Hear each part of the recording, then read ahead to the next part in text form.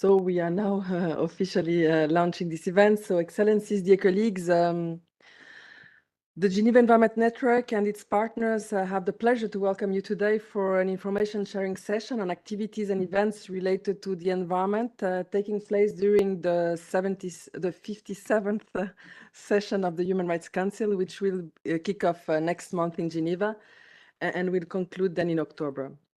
This is generally the period of the year where we have newcomers in permanent missions, and also we have colleagues switching in some organizations. And actually, I already met a few new faces here. So let me start by introducing myself and provide some background on these sessions. I am Diana Rizzolio, the coordinator of the Geneva Environment Network. We are a network of more than 100 institutions and secretariats based in Geneva, contributing to making this region one of the global hubs for environmental governance. We are administrated by the United Nations Environment Programme and supported by Switzerland, and we organize various networking activities, including regular multi-stakeholder roundtables and briefings on major environmental negotiations and trends. And we also organize networking and information sessions such as this one, bringing together member states and stakeholders to get better organized. So as I keep mentioning in these info sessions, the environmental agenda in human rights bodies, particularly in Geneva, has increased in importance over the past years. We have special rapporteurs specifically focused on environmental related topics, and we have also seen this in the growing number of reports by special rapporteurs and treaty bodies that tackle issues related to human rights and the environment. The link between environment and human rights cannot be ignored. And furthermore, as you know, the Human Rights Council and the Geneva and General Assembly adopted resolutions recognizing the right to a healthy environment now already 2 years ago, or more than 2 years ago. As such, for some years now, the Geneva Environment Network has published for each session of the Human Rights Council a webpage that summarizes the environmental agenda of the related sessions. The information collected on this page is compiled by our team, and I will ask later my colleague Arve Parafina to summarize some of the elements that you can already find there. And the objective of today's session is to discuss and share information on planned environmental related activities at and around this session of the Council. So those will include events, publications, exhibitions, exchange and possible synergies, for example. They will feed this page that I have mentioned. And will also provide, and the page also provides an updated calendar of these environmental related events. And inputs are welcome from all. And if you visit that page, you will see that you can already find there quite a number of things happening at this session. So there's a link that is available on our website to submit events stakeholders and member states are preparing.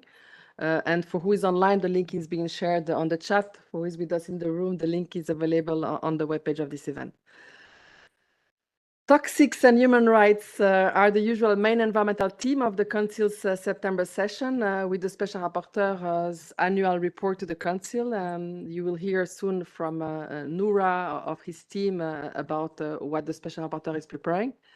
But we have also the human rights to water and sanitation, the rights of indigenous people, and the right to development are also environmental related issues presented by their respective United Nations special procedures at this session. So throughout the event, those of you who are online can raise their questions by using the Q&A box. We use this to feed the discussion. I might also give the floor to some of you, particularly those that we know, because for security reasons, we won't unmute people we don't yet know. Sorry for that. We'll start this session by hearing from leading experts on recent updates on the global human rights and environmental agenda. And we'll then go in depth on the details of the upcoming session of the Council. So I'm turning to my right. I'm joined, I will also introduce the speakers as I give them the floor. So we are joined by Rina Kuusipalo. She's going to kick off our session. Rina is a human rights officer. She's a member of the team working on environment at the Office of the High Commissioner for Human Rights.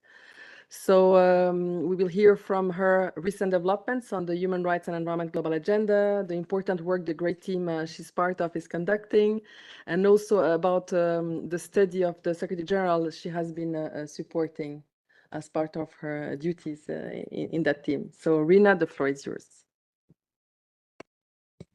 Thank you so much, Diana, and good morning, everybody. It's a real pleasure and honor to be here today with esteemed colleagues from the office and beyond. I'll just first of all say that we really value Jen's work in bringing together people and resources relating to human rights and the environment. Not only are these Human Rights Council briefings essential, moreover, you do invaluable work across the different areas in forging increasing recognition of the environment and human rights nexus, and in terms of forging community and greater awareness in a very inclusive manner, and making this space and a table one that is available for everybody, also within Geneva and beyond. And on behalf of the team as well, we're truly grateful for having you as colleagues. So I'm here on behalf of the Environment and Climate Change team, the thematic team within the office, and joined by colleagues who will then in turn speak on behalf of the special procedures mandates. In terms of the links between human rights mechanisms in Geneva and the international environmental negotiations, we have a busy few months ahead of us. There is the Human Rights Council, of course. There are 3 conferences of the parties on climate, biodiversity, and desertification coming up. There is INC 5 on plastics as well. And it's certainly a table that needs to only get bigger and to have more people around it, because this July, as we know, in 2024 was the 14th consecutive month of record high global temperatures, breaking the longest record warm global temperature streak in the modern record. We're entering years of increasingly dangerous living on a planetary scale in relation to tipping points, producing risk and harm that cannot be reversed. And those who are in situations of poverty and vulnerability, as always, are at most risk, and pointing again to the ways in which the climate crisis and the environmental crises are human rights crises. The focus, and in this context, the same inequalities and injustices risk reproducing as climate change, for instance, exacerbates unless we have a course correction. And the focus of the upcoming work of the office, as mandated by this July's Council resolution on human rights and climate change, is, for instance, on just transition relating to that. Given the increasing pervasiveness of the multiple environmental crises around the world, and, for instance, the devoted work of environmental human rights defenders in bringing these issues to global fora, it's no surprise that we see environment mainstreamed across the work of the Council too, in many different ways, as the UN intergovernmental body mandated to promote and protect human rights around the world. This year alone, we've taken note of at least 25 resolutions across different thematic and country situations referring to the environment, including climate change. Thanks to our intern G for that research.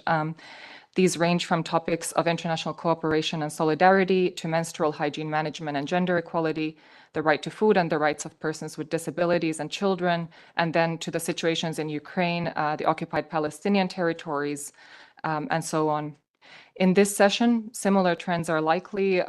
For instance, as an example, the expert mechanism on the rights of Indigenous peoples proposals to be put forward to the Human Rights Council include one on the rights of Indigenous peoples regarding critical energy transition minerals, which will be then up to member states to discuss. There will be, from our side, 2 interactive dialogues, which will be described afterwards, also by my colleague Raphael here, including the Secretary General's report on loss and damage. And we're also excited to contribute to many side events organized by CSOs and others. And then on the rest of the items, I will leave it to our wonderful colleagues from the office, Nora, Maria Jose, and Antonella as well, to provide a further glimpse to those. And our team and the office looks forward to working with all of you in this session, and we're at your disposal for any further discussions, and wishing everyone a productive session on that front. And shall I jump straight into them? Yes, please. So Rina will jump straight on something she has been supporting in the past months. Great. So I will As I mentioned, there will be these two interactive dialogues at this session. The interactive dialogue on climate change is focused on the presentation of the report of the Secretary General of this year, which is the analytical study on the impact of loss and damage from the adverse effects of climate change on the full enjoyment of human rights, exploring equity-based approaches and solutions to addressing the same. This report is submitted to the Council pursuant to Resolution 53/6 of last year, and it explores interlinkages between human rights and loss and damage from climate change. It identifies several legal and policy frameworks related to ensuring effective remedies for loss and damage, describing human rights and equity-based approaches and solutions, and provides recommendations. The study is truly informed by a collective effort and by responses to a questionnaire sent by the office last fall. It benefits from the inputs, feedback, contributions of colleagues from across the UN system, from numerous relevant agencies, and then down to the Secretary General's Office and Climate Action Team in New York. From CSOs, we had a record number of CSO inputs, for instance, for this one, from NHRIs, academia, experts, and of course, special procedures mandates with whom we work. It also, the CSO engagement probably demonstrates how this has been a topic of loss and damage has been a topic that has really come from the grassroots up to the global justice agenda and then into the climate negotiations, and relates then also to the office's longstanding engagement with the UNFCCC negotiations. And we hope it will serve as a resource also to those who contributed to its making. And in addition to other recent related reports, such as that of the Special Rapporteur on the Right to Development, which also concerns loss and damage. The Intergovernmental Panel on Climate Change has found that climate change has caused widespread adverse impacts and related losses and damages to nature and people. These projected losses and damages escalate with every increment of global warming, which also underscores, in this context, again, the necessity of mitigation and adaptation as well. The report first describes loss and damage understood in terms of its impacts on the full enjoyment of human rights. Loss and damage, referring to harm generally from the adverse impacts of climate change, can affect the full enjoyment of human rights. And this part also outlines the unequal impact of loss and damage on different population groups and countries, its impact on economic, social, and cultural rights, for example, and the particular ways in which non-economic loss and damage impacts human rights. The report then outlines the legal and policy frameworks that are relevant for addressing the impact of loss and damage on human rights, underscoring the right to an effective remedy as a fundamental principle of international human rights law, which, as stated, applies to human rights violations related to loss and damage from climate change. And it notes that these remedies should be available and accessible to all people for human rights violations resulting from loss and damage, and informed by other international law principles, including the principles of equity, polluter pays, and common but differentiated responsibilities and respective capabilities. Remedies and reparatory justice require a comprehensive and multi-pronged approach, according to the report, grounded in international human rights law, including, where appropriate, the right to reparation, including restitution, compensation, rehabilitation, satisfaction, and guarantees of non-repetition. And the report also emphasizes that there's a moral rationale and legal basis for holding fossil fuel companies accountable for climate harm and reparations. The report then proceeds to outline human rights and equity-based approaches to loss and damage, which should be seen as mutually reinforcing, such as anchoring relevant policies and measures in human rights, building climate resilience through social security and a just transition towards a human rights economy, human rights and equity-based approaches to mobilize financing and to free up fiscal space, advancing access to judicial remedy and transitional justice approaches. The latter of these, for example, could allow for the elaboration of climate reparations on a systemic and historical scale, while diverse forms of reparations, guarantees of non-recurrence, and truth-seeking could also holistically aid in redressing non-economic dimensions of loss and damage that other approaches may inadequately address. And finally, the report makes a number of specific conclusions and recommendations in this regard. The report has been finalized and we hope will be made available publicly in the very near future, and hopefully by the end of this month. The interactive dialogue in the Council on the report is expected to take place on Friday, 13th of September in the afternoon session at the moment, and could also flow over into the week of the 16th of September. So now I will leave it to colleagues to continue from here. Thank you so much again for having us. Thank you very much, Rina. And so the report is scheduled to be presented on the 13th of September, which is the first week of the Council on the Friday. Let's see if things move. So now let's start by indeed moving to the colleagues who come here from the special procedures. I'm turning to our first speaker, Noura.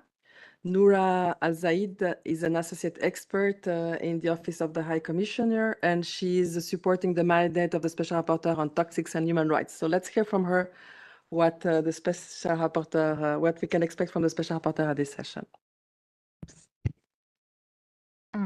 Thanks so much, Diana. I think Rina described the value that Jen brings so well. Thank you also to everyone for being here, and happy to be joined by my colleagues. As Diana said, I support the mandate of the Special Rapporteur on Toxics and Human Rights. Mr. Marcos Orellana, the Special Rapporteur, is actually part of the Special Procedures Mechanism of the Human Rights Council. And these are independent experts who advise on human rights, either from a country-specific or a thematic perspective. They also engage in a wide range of activities, including undertaking country visits, sending communications to states, to businesses or other actors, either on specific cases or sometimes on commenting on policies or legislation. They also engage in advocacy and contribute to the development of international human rights standards, as well as other activities. But in the case of our mandate, it is a thematic mandate. It's actually the oldest environmental mandate. It was established in 1995 and was then expanded in 2011 to include the whole life cycle of hazardous products. So everything from manufacturing to final disposal. And the scope of the mandate, therefore, includes extractive industries. It includes consumer products, labor conditions in manufacturing and agricultural sectors, as well as emissions and waste from a variety of activities. And in the work that the Special Rapporteur does, he observes that, as Rina also touched on, oftentimes exposure to toxics as well falls disproportionately on groups in vulnerable situations. So including women, children, indigenous people, workers, as well as low-income communities and others. For this reason, and taking this into consideration, the Special Rapporteur encourages states to put their human rights obligations at the forefront of their considerations and decision-making, whether that is in national policies or sometimes in international environmental negotiations. So one example of this and one big focus and priority for the Special Rapporteur this year, actually, it's the negotiations on the international legally binding treaty on plastic pollution, including in the marine environment. Earlier this year, the Special Rapporteur actually led a communication addressed to the Intergovernmental Negotiating Committee with a view to assist the ongoing negotiations and comment on possible ways to strengthen the treaty by integrating, or the draft treaty by integrating human rights principles and perspectives. So in addition to communications, as we said, he also undertakes country visits. This year, we are planning a country visit to Samoa from 28 October to 8 November, hopefully bringing also the mandate closer to the Pacific region. And then, in addition, he engages in thematic research. So this year, his report to the General Assembly will be on gender and hazardous substances. As for the upcoming Human Rights Council session, which is the main topic of today's event. He will be presenting his thematic report on pollution information portals. And these portals, they vary in their specific features, but essentially they provide direct and contextual information on emissions and wastes to the public, to regulators, to businesses, and other users. So they are very important for good environmental governance as well as corporate accountability. In the report, the Special Rapporteur also looks into good practices in their design and in their implementation. He also examines limitations in some of the existing models and put forward recommendations for states to establish, strengthen, or integrate pollution information portals. In addition to the thematic report, he will be presenting his country visit reports to South Africa and Australia, and he conducted those country visits last year. Outside of the interactive dialogue and the council sessions, he will be organizing, or we're planning a side event on the 18th of September between 2 to 3 p.m. And this will be on his thematic report and the topic of pollution information portals. In addition to that, every year, the Special Rapporteur co-organizes a series of events and talks called the Toxic Free Talks with the Geneva Environment Network and Earth Justice. And so I will leave it up to Eve and Diana, hopefully to elaborate more on this. In addition to these two activities, he will likely be participating in other events that the colleagues might touch on. And we hope to confirm the details of these in the coming week, hopefully. Thank you. Thank you very much, Noura. I take also this opportunity to thank Rina, who said very nice words before. Just on the Toxic Free Talks, when we start the tour de table, I will let Eve mention the topics that we will address this year. And the dates will be the week where the Special Rapporteur is here, which is the week of the 16th of September. And you will hear now from the other colleagues who have joined us that week is very busy for the environment at the Human Rights Council, because there's a lot ongoing.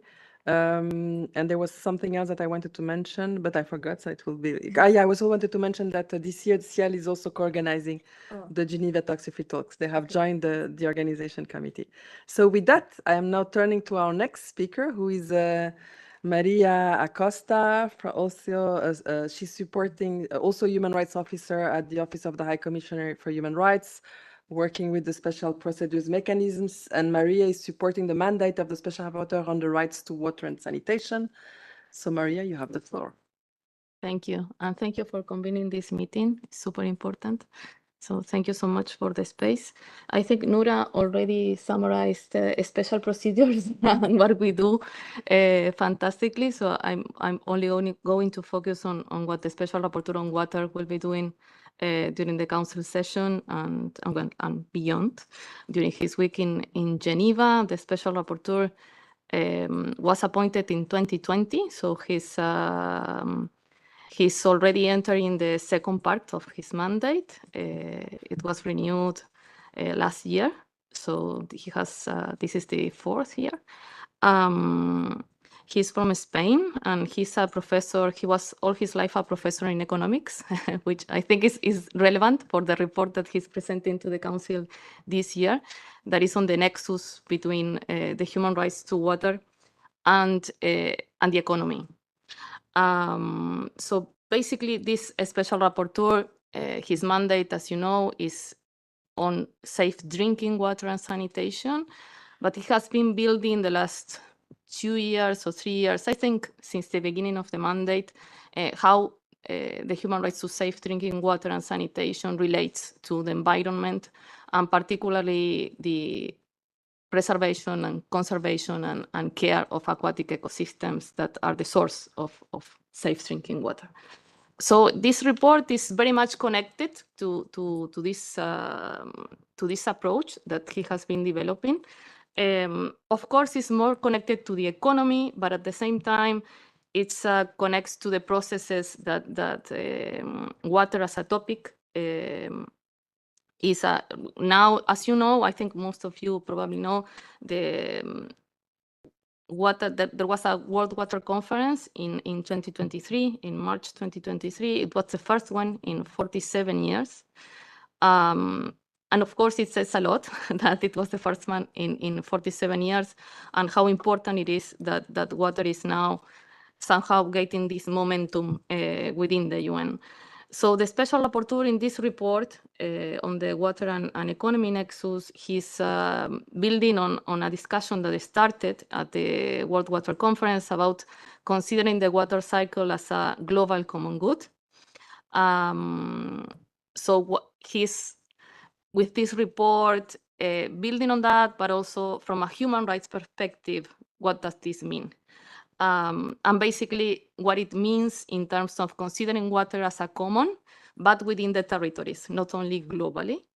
So while he's doing some recommendations regarding that, and also explaining how the commons, how water as a common relates to a human rights-based approach as a methodology. So this is the main report that he's presenting thematically. And then he undertook a country visit to Canada this year, and he's also presenting that report. The interactive dialogue is on 16 September, 10 a.m. So it's a Monday at 10 a.m. And then we are organizing with the Geneva Environment Network and other partners like End Water Poverty. That is a network of NGOs worldwide working on water-related issues.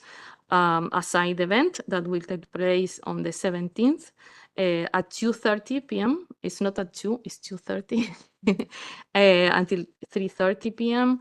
And while there, the idea is to have like a broader presentation of the report and also a dialogue with civil society that is in Geneva during the week, and so with other experts and water defenders, because also the idea of this report, as Noor explained, this is usually the approach that the special rapporteurs have, is also giving a voice to human rights, to right holders and water defenders in the case of this mandate.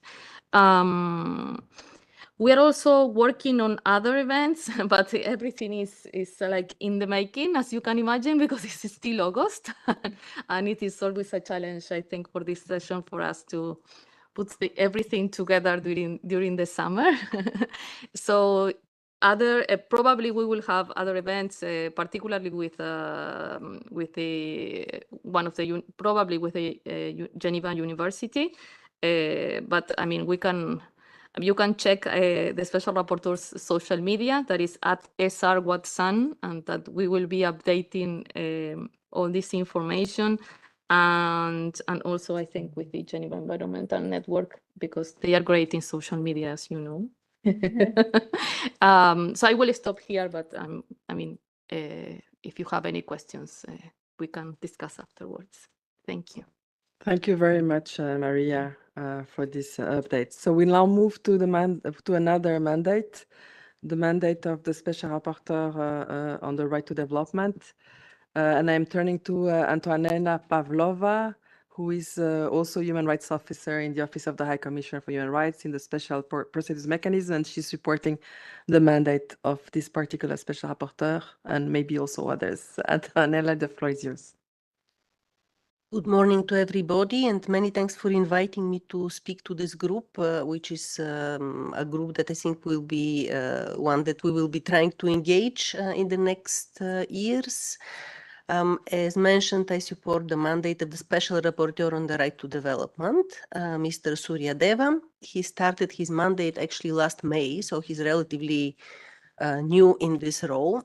But from the very beginning of his work, already in his vision report, which he issued last year, he started advocating for what he calls a move towards a planet-centered participatory development. basically what he says is that centering, first of all, the right to development is not just economic development. It is a right to participate in political, social, cultural, and economic development. And he feels that focusing development issues or limiting development issues only to economy and to what he calls anthropocentric approach is wrong, because if we leave behind the planet, if we leave behind plants, animals, biodiversity, then humanity as such is also not going to survive. So he called in his vision report to a model of development which puts the planet at the center and ensures that the entire planetary ecosystem comprising people, biodiversity, and environment is protected, and the negative consequences of past development approaches which only focused on humans are mitigated. So this thread of environmental approach to development is present in his this year's reports as well. To the Human Rights Council 57th session, he will be presenting a report on the right to development of children and future generations. And in particular, the part which focuses on future generations, I think will be very interesting for the work of those of you who focus on environmental issues. Because there he calls for finding ways to include trustees of the planet and the future generations in decision-making processes which relate to future development.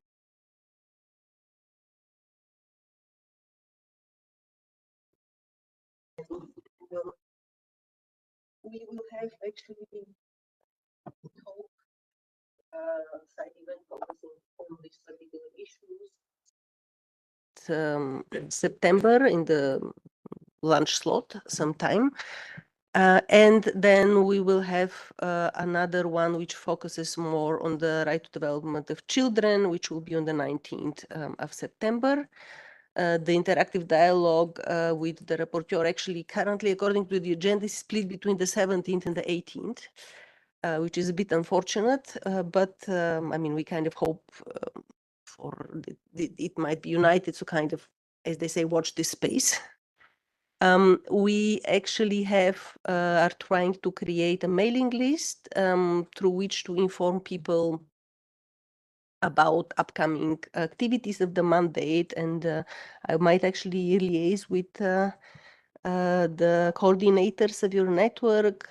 If you can let them know if you want to be on our mailing list, please let them know, and then we will be trying to include you in the mailing list and try to send you more regular updates about upcoming activities and events that the mandate is organizing.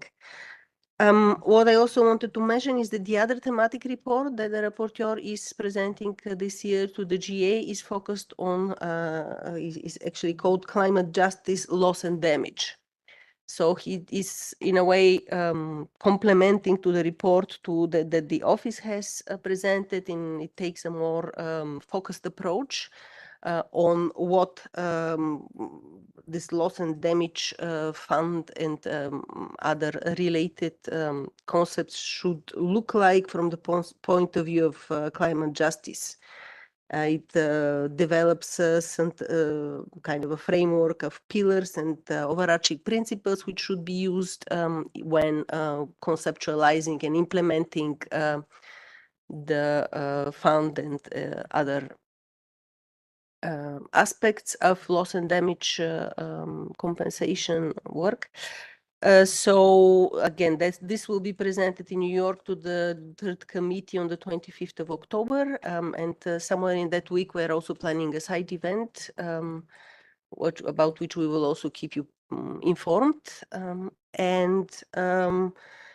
I mean, it's a very active mandate. It has a lot of interesting activities. This week, the mandate launched the so-called development dialogues.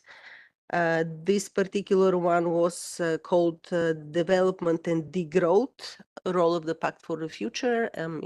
It was a very interesting panel and a very interesting discussion again, if you want to, these will be predominantly virtual events, so anyone can connect and listen and participate. So if you want to be informed about the future dialogues, also please send us your email or check our website. Obviously, we will be putting their information about all that. The reports, by the way, are already out there on the website. We're also preparing summaries that should hopefully be more user-friendly and you can circulate to your networks as well. And I mean, I'm based here in Geneva. I'm happy to engage with all of you anytime. And thank you once again for taking time to listen about our work. Thank you very much, Antonella. Our team joined indeed the event that took place this week. It's a 1-hour event, so also easy to follow and to great insights there. So now we are moving back to the team that deals with environment within the Office of the High Commission for Human Rights. We are joined by Rafael Pangalagan, who will briefly mention another report that has been prepared by the Office of the High Commissioner. So let him introduce the report himself. Thank you very much, Diana. And allow me to echo the sentiments earlier shared by my colleagues. We are grateful to the Geneva Environment Network for this opportunity to speak in this shared space across advocacies on the report on the Marshall Islands nuclear legacy. Now, this legacy stems from 67 nuclear tests conducted by the US from 1946 to 1958. In total, this has a total yield equivalent to more than 108 million tons of dynamite. That is, to combine all of that, that is equivalent to 7,000 times the explosive power of the atomic bomb dropped on Hiroshima. So this is the context on which HRC Resolution 5135 focuses, and it requests of the OHCHR three things. First, to provide technical assistance and capacity building related to RMI's transitional justice efforts to address this nuclear legacy. The second is to prepare a report, of which I'm leading, to address the challenges and barriers stemming from that legacy. And thirdly, to conduct an enhanced interactive dialogue, which was earlier referred to by my colleague, Rina.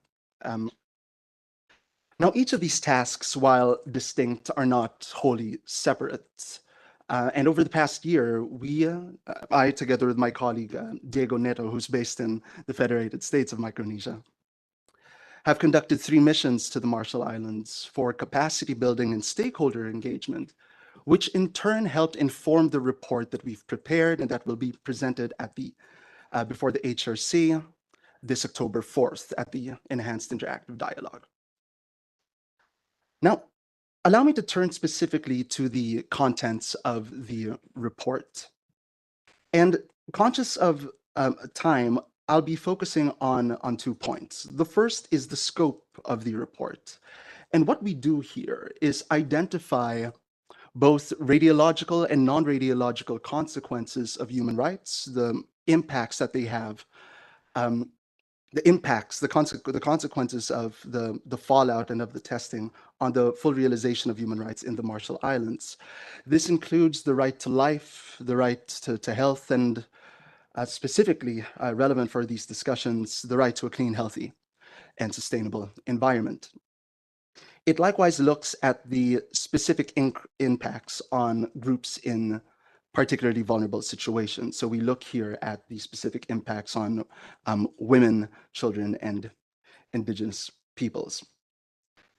Earlier, Diana referred to the link between the human rights and environment, and that's what brings us here today.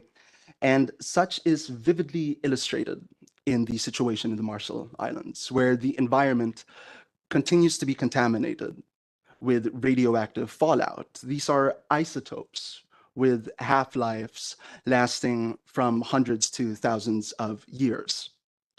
This in turn displaces communities, has displaced communities, and continues to affect the Marshallese in terms of access to food, their ways of life, among many others. The nuclear legacy, therefore, is not just a chapter in history, but a continuing reality for the Marshallese people. So that's the first point. The second is our emphasis, the approach that we take in addressing these human rights impacts. What the report does is more than just a scoping exercise. This doesn't simply look at these impacts, it also provides a blueprint in addressing them. And we do this through the elements of the transitional justice framework. Now, one might ask, and it would be a fair question to ask, what do we mean by transitional justice in this context? Well, the quintessential understanding of justice would be through a prosecutorial lens, that is, justice through criminal accountability. But the TNJ framework recognizes that justice can take many other forms. There's justice in criminal accountability, sure, but likewise, justice through truth, guarantees and non-repetition, in reparations, and in memory. And this report focuses, it discusses in detail the role of truth-telling, of truth-seeking, and memorialization in addressing the continuing human rights impacts of the nuclear legacy. So in closing, through this report, we've prepared to address both the historical and the ongoing impacts of nuclear testing. And through the transitional justice framework, we are able to develop an approach that, in fact, helps inform our understanding of remediation and access to justice in the context of both environmental and human impacts. The report should be published in the coming weeks in time for a panel, a planned side event with the participation of the President of the Marshall Islands, President Hilda Heine, which is scheduled on September 27th, and likewise in time for the enhanced interactive dialogue on October 4th. I'm happy to elaborate further and answer any questions you may have. Thank you very much. Thank you very much, Raphael. So now let's turn to a colleague who is joining us online. Richard Nkube is an environmental rights specialist working for the United Nations Environment Program. He's joining us from Nairobi. So let's hear a little bit from Richard, who is concluding this tour of speakers before we open the tour de table. Why it's important to have these sessions and what UNEP is preparing at this particular session. So let me put him on stage. With that, Richard, you have the Thank you very much, Dan. My name is Richard Nkube. I am with the United Nations Environment Program. I'm joining from Nairobi. We are very grateful and happy to participate in these sessions because they allow us to share the work that we are doing on environment and human rights.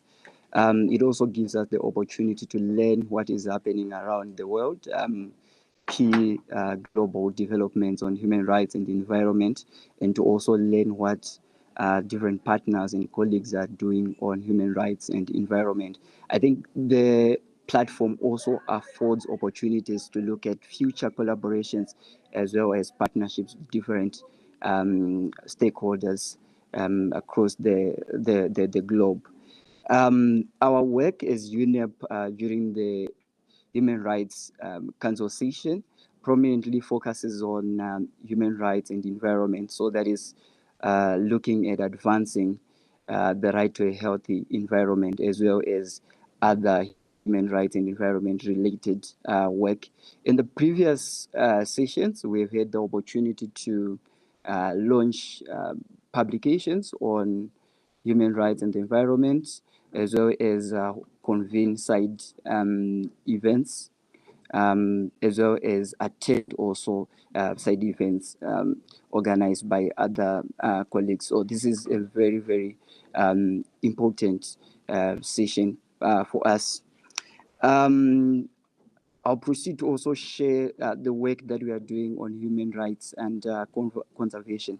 So in the past months, we've been receiving feedback on human rights and conservation principles that we've developed. So this work is progressing well, and there's a possibility that we may or may not host another or convene another side event during the upcoming session.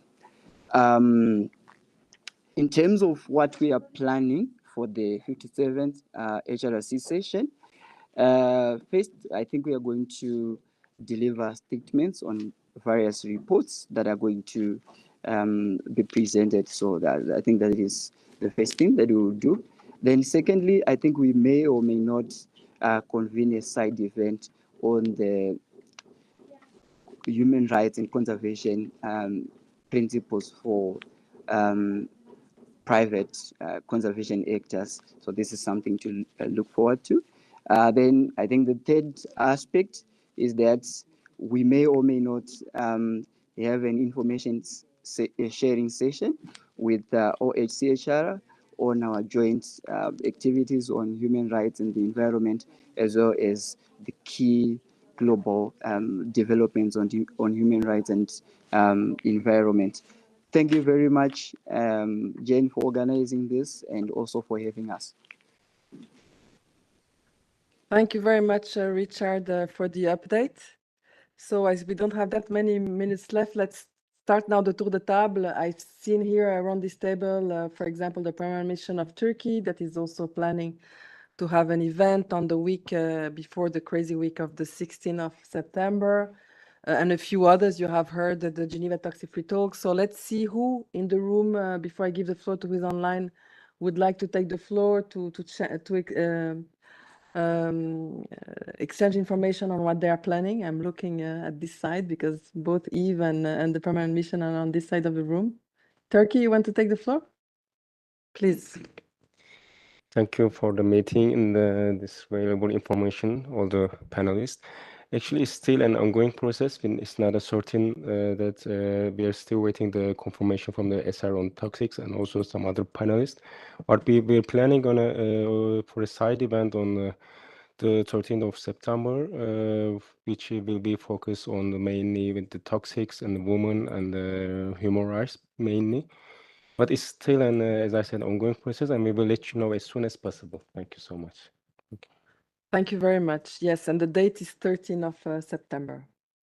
Maybe I will give the floor to Eve. Is there somebody from the permanent representation of the Dominican Republic in the room? Because there's also a side event on plastics. I don't know if they're online. So let's go to Eve first with the Geneva Toxic Free Talks and a few other things that you might be planning.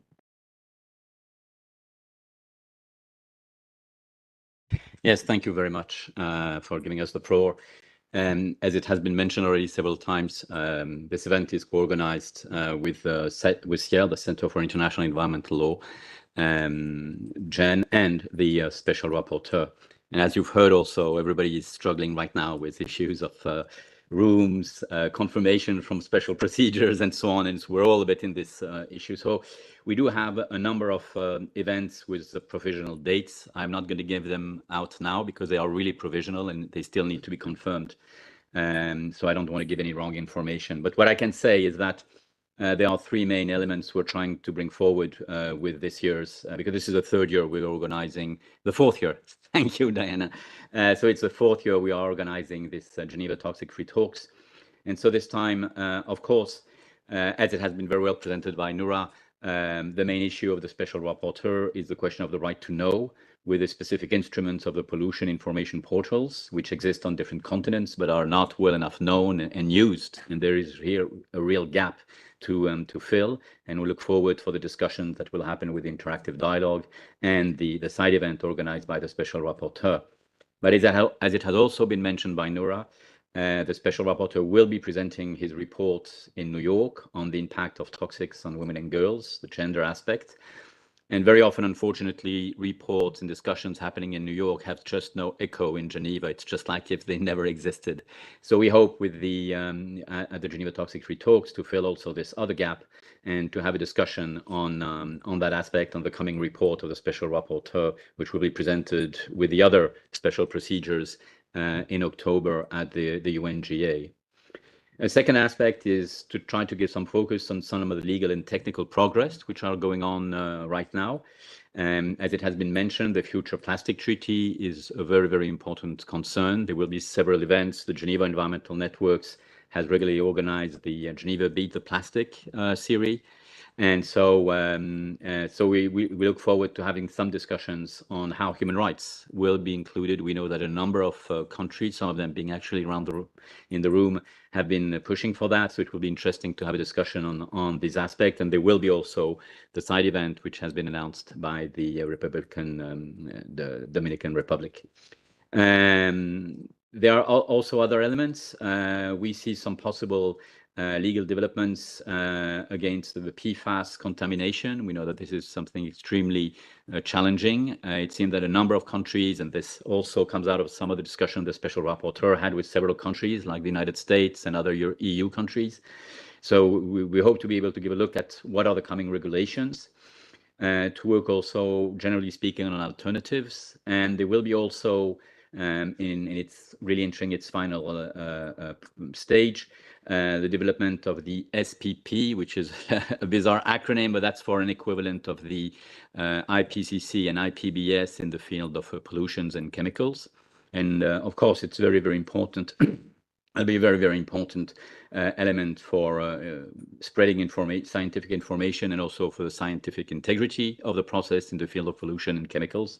So we hope to be able also to discuss with the Geneva University on that, because it has a particular challenge for scientists. And finally, the third aspect we'd like to focus on is on a number of situations where people are directly victims of contamination. And of course, we hope to be able to do some a follow-up on the reports done by the Special Rapporteur on Australia. And we are looking, we still need confirmations, but we might have direct testimonies from victims of asbestos in Australia. So this is one of the possibility. There's also, unfortunately, we have to mark the 40 years of the Bhopal tragedy.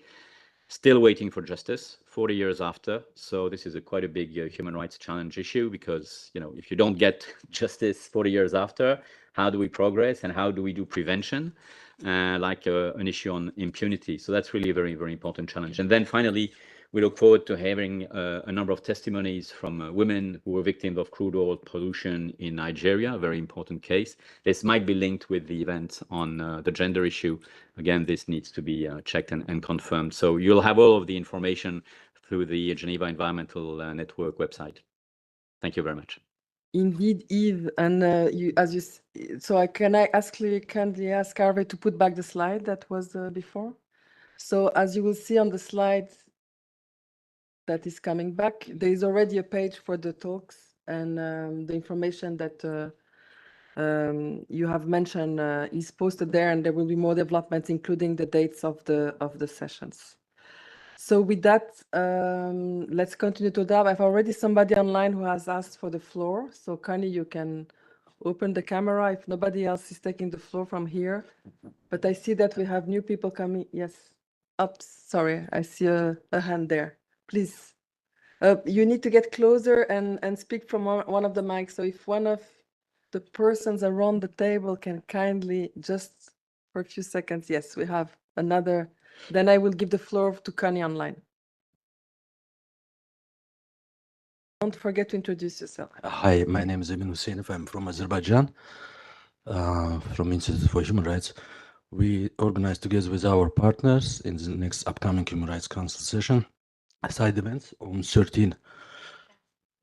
12 September on topics arbitrary detentions in context of the COP29 in Azerbaijan, because situation increase every day to the dramatic situation, and more than already 310 arbitrarily detained people, so most of them tortured, journalists, human rights defenders, environmental defenders, and we try to raise awareness in the topics of human rights issues in COP29 host countries. We would like to invite all of you. We don't want to take too much time, and if you want, we can give additional information right after the meetings. It's at 4 from 4 to 5, 12 September, room 25.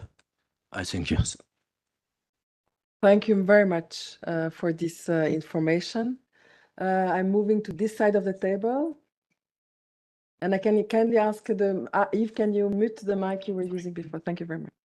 Yeah, thanks very much. I'm Maria Mercedes Ross. I'm the main representative of Associazione Comunità Papa Giovanni XXIII e PG23.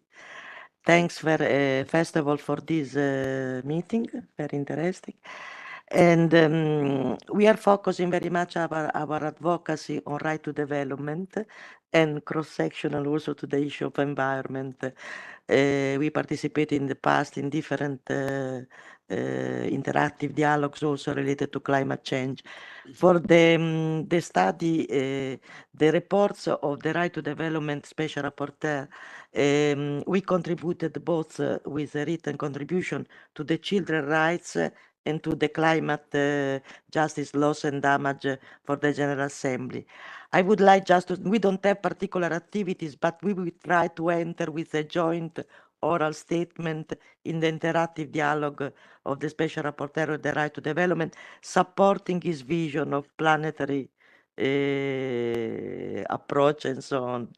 And also in the climate justice study that it will not be here, but at the General Assembly we made a contribution about this issue. I just want another issue that I would like to raise for the right to a health environment and all the new emerging solidarity rights that are related also to environment. I think it is also important to keep in mind the study that the expert mechanism on the right to development has made on the individual and collective dimension of the right to development, which is also cross-sectionally important also for other rights related to the environment. Thanks.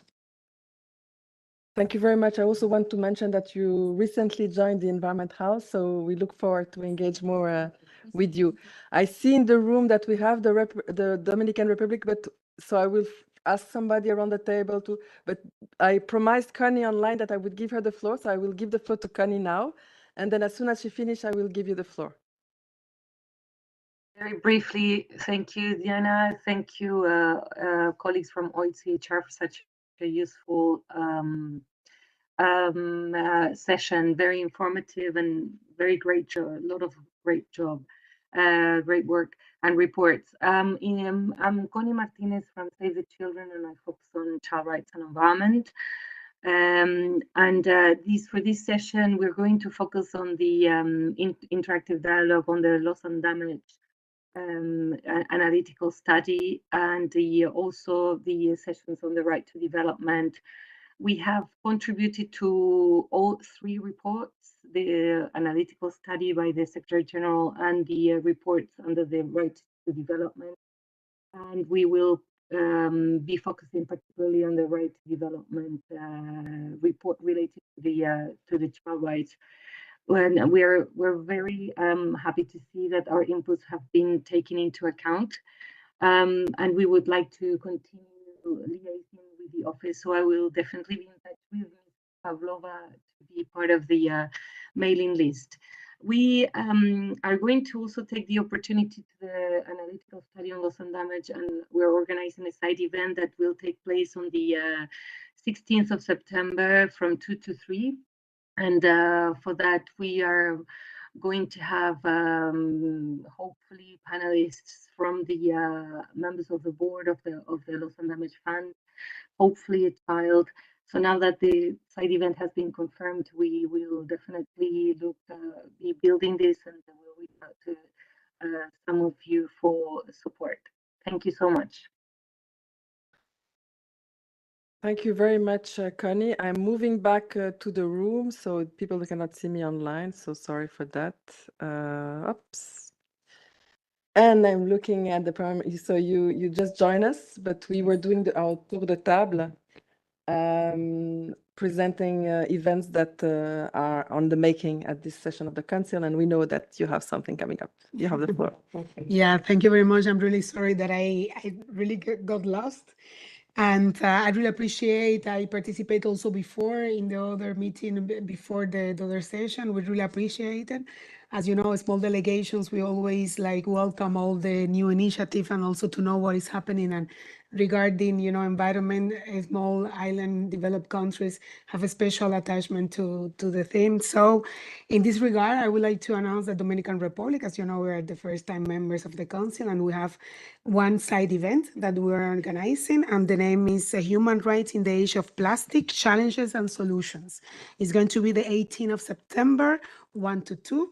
And we are also welcoming, I'm really glad to see my colleagues here from other states, because we are still looking for co-sponsors of this side event. And also we are going to raise the issue with a joint statement regarding the sea level rise and its effects on the full and effective enjoyment of human rights. And these are at the moment the two initiatives. Normally Dominican Republic also do some statements on the name of the seats. We are still waiting for our meeting also of preparation. And I would like also to have more contacts also with the social societies, because we are looking to have more engagement in this session with you and to collaborate really close. Thank you for the meeting. I'm really sorry to be late. My intern anyways was here also listening, and I was also online, but really appreciate the effort you are doing to get us a little bit more closer and to work together in this session and in the past sessions. Thank you. And my name is Alfonsina, Dominican Republic, at your service. Thank you very much, Alfonsina. This is really great. We are very happy to have you here, and we will be there at your side event. We will be also supporting, and so we look forward for it. You might know that beating plastic pollution is very much in the heart of the Geneva Environment Network team, with the series that Yves has mentioned before. So I'm now turning to I don't see any hands raised online, but I'm going to check. I'm turning again. Oh no, I see there are two. So let me move them to the panel. It's two friends. So let me first give the floor. I have both Woody and Alexandra online who want to take the floor. So I see that they have both their camera online. So let me put them on screen for you. And ladies first. So let's Alexandra go first. You are muted, Alexandra. Now we can hear. No. So Woody, go while Alexandra fix her sound issues. Thank you very much. I'm really sorry, Sandra. Thanks a lot, Diana, for organizing this meeting. It's always very useful for us to know the different reports and initiatives going to be presented for the next sessions.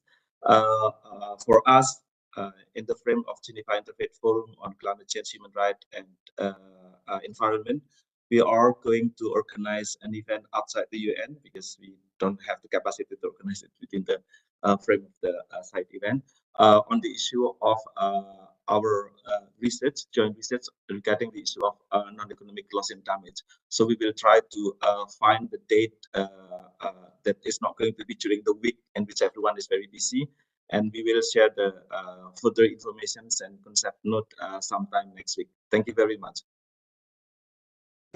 Thank you very much, Budi.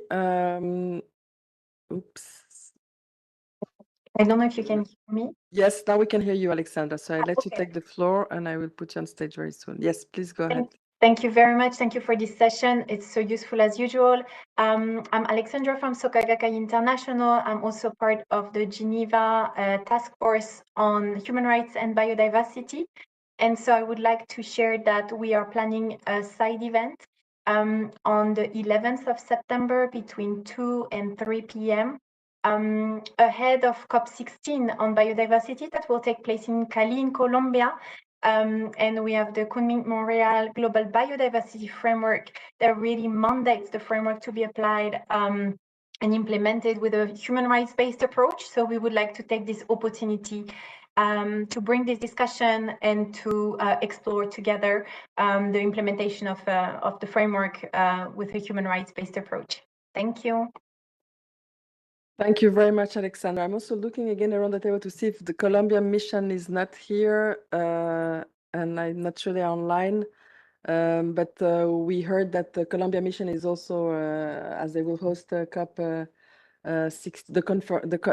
Convention on Biological Diversity, upcoming conference of the parties. For those who are not yet familiar with the acronyms, they are also planning a few things. So keep an eye open on what they are preparing on their side, and it will be announced on our webpage. So with that, I'm turning again, looking at my screen. No, so I'm turning to Harvey Parafina for the last word, which will update you on what we have prepared for you online, the resources we have available. So Harvey, I let you take the floor. So, hello everyone, and thank you for being here. I just want to give a run through of the website, at least the webpage on where we collate all the information related to the environment for this session of the Human Rights Council. You will find here on the left-hand side a sidebar with all the headings. So you will see there it's divided by the various human rights and environmental issues that will be tackled in this session. So the things that have not been mentioned today, for example, are the rights of indigenous peoples and the environment, as well as the rights of peasants and other people working in rural areas. You will also have there the promotion of a democratic and equitable international order and the environment listed there.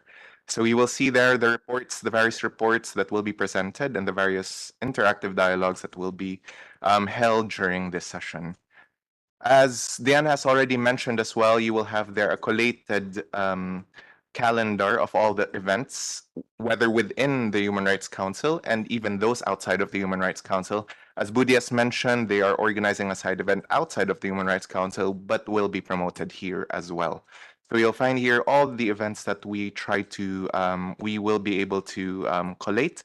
And for colleagues who have already mentioned their side events or other events or activities, please do kindly send it to us, informations, web links and whatnot, so that we can also collate it on our page. Here we have also collated the reports that are related to the environment. So you can see here the various reports as well, for example, of the expert mechanisms on the right to development, as well as on the rights of indigenous peoples, who will also be presenting in this session. Once the resolutions and decisions have been made, we also collate them here in this session, and you will find on our website as well the information on past Human Rights Council sessions. Next would be videos and highlights. If you have videos and Twitter threads or whatnot that you may wish to put on our website, we usually put them here in this section of the page. You will also have their links and resources, news and updates that will be relevant to this session, which will be collated here.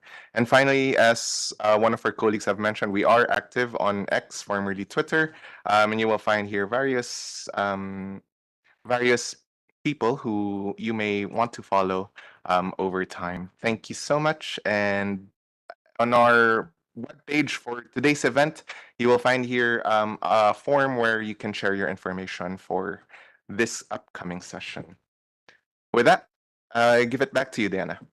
Thank you very much, Harvey, for presenting the page. So essentially, most of the things that we have discussed today and the ones that we haven't that are not yet finalized will be really advertised on the page. So that's the place where to start. And then, of course, you move on to all the others. And you have seen under the links a lot of NGOs and organizations in Geneva do prepare reports on what to expect at the Human Rights Council. And so we also, they are not yet ready.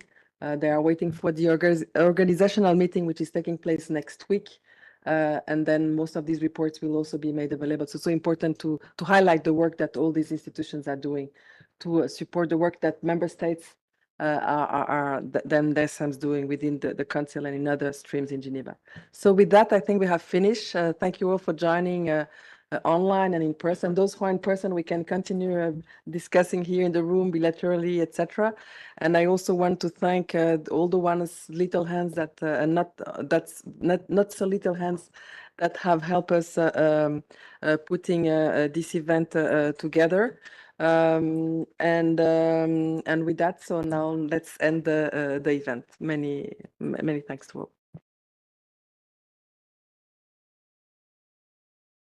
Thank you so much.